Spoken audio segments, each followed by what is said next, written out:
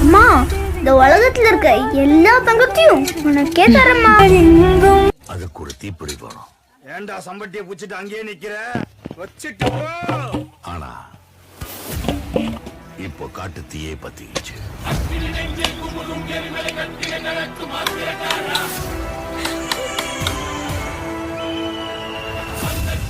அடிமுடி நேரில் அடலை திரட்டும் தைரிய சாரா.